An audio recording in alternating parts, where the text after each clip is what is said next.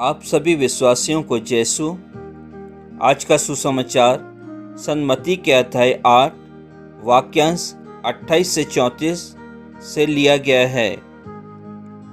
जब ईसा समुद्र के उस पार कदनेरियों के प्रदेश पहुँचे तो दो अवधूतग्रस्त मनुष्य मकबरों से निकलकर उनके पास आए।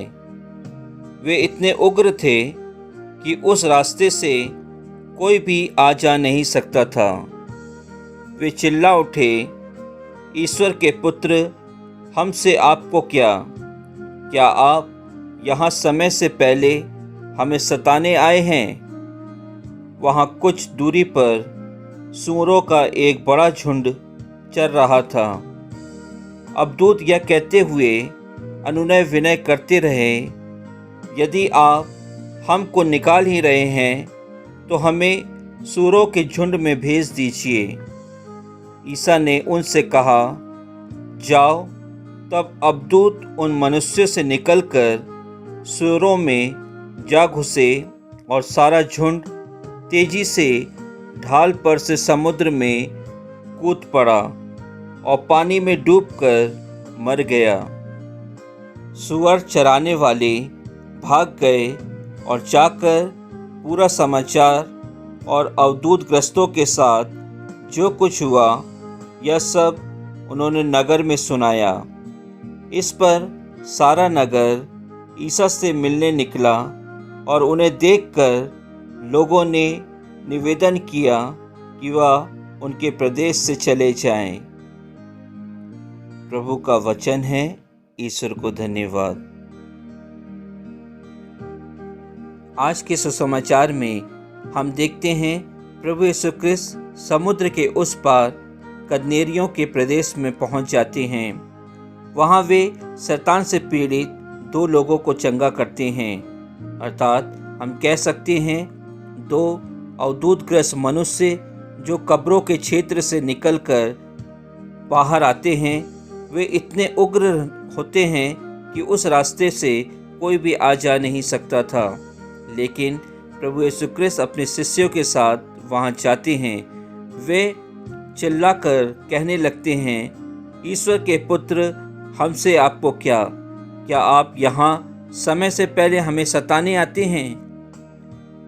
और उसके बाद वह ईश्वर से अनुनय विनय करते हैं कि यदि आप हमें निकालना ही चाहते हैं तो हमें सूअरों के झुंड में भेज दीजिए। क्रिस्त में प्यारे भाई और बहनों, आज के सुसमाचार से प्रभु यीशु ख्रिस्त हम सभी को भी यही बताना चाहते हैं कि उनके दुख मरण के पहले वे अपने शिष्यों को और मानव जाति को यह बताना चाहते हैं कि वे अवधूतग्रस्त व्यक्तियों को भी चंगा कर सकते हैं। अवधूतग्रस्त व्यक्ति जिस किसी शरीर में प्रवेश करता है तो वह उस शरीर को यह मालूम नहीं होता है कि वो क्या करता है, वह कितने लोगों को कष्ट देता है, कितने लोगों को मारता है, कितना अपने शरीर में क्षति पहुंचाता है। इसलिए प्रभु यीशु ख्रिस्त उस स्थान पर प्रवेश करते हैं जो शहर के दूसरी तरफ रहता है, लेकिन प्रभु यीशु ख्रिस्त उस स्थान को भी शुद्ध करना चाहता है, क्योंकि कब्रों के स्थान हमेशा अशुद्धता के लिए प्रतीत होता है। लोग उसे अशुद्ध क्षेत्र के रूप में मानते हैं, लेकिन प्रभु यीशु ख्रिस्त वहां जाकर उन मनुष्यों के शरीर से इस शैतान को बाहर निकालते हैं। क्रिस्त में प्यारे भाई और बहनों, हम इस संसार में सांसारिक जीवन व्यतीत कर रहे हैं। हमारे मन में, हमारे दिलों में, हमारे शरीर के द्वारा अनेक बुरे कार्य होते हैं।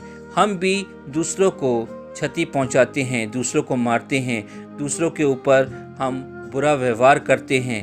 तो हमें भी यह ज़रूरी है कि हम प्रभु यीशु ख्रिस्त को अपने शरीर में आने के लिए अनुमति दें, ताकि हम उनकी उपस्थिति में अपने सभी बुरे कार्यों से शुद्ध हो सकें, अपने आप को पवित्र बना सकें। और यह तभी संभव है जब हम हर एक दिन उनके वचनों को अपने हृदयों में, अपने दिमाग में रखें, उनके शरीर को स्वच्छ हृदय से, एक पवित्र हृदय से ग्रहण कर सकें।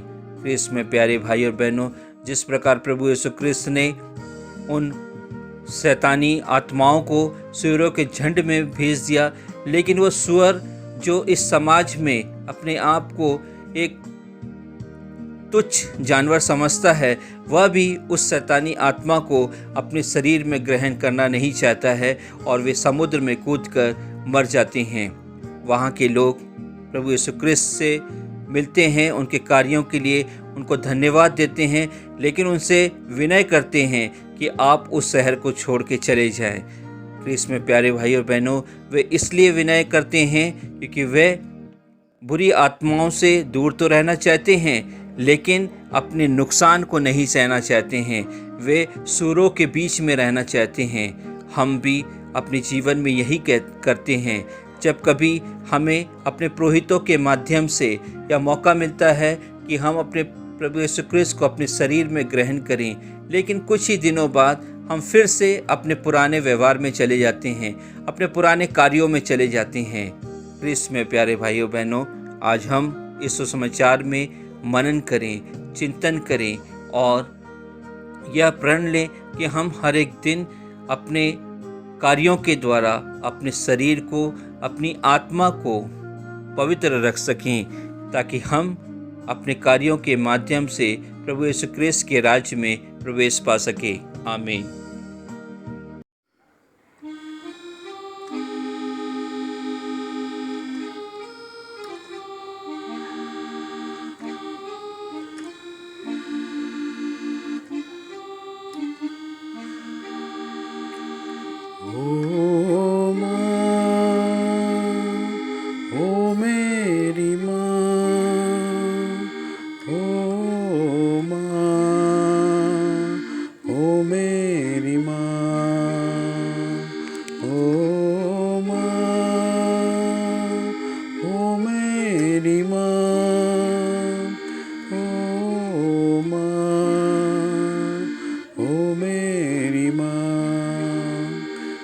प्रेरितों की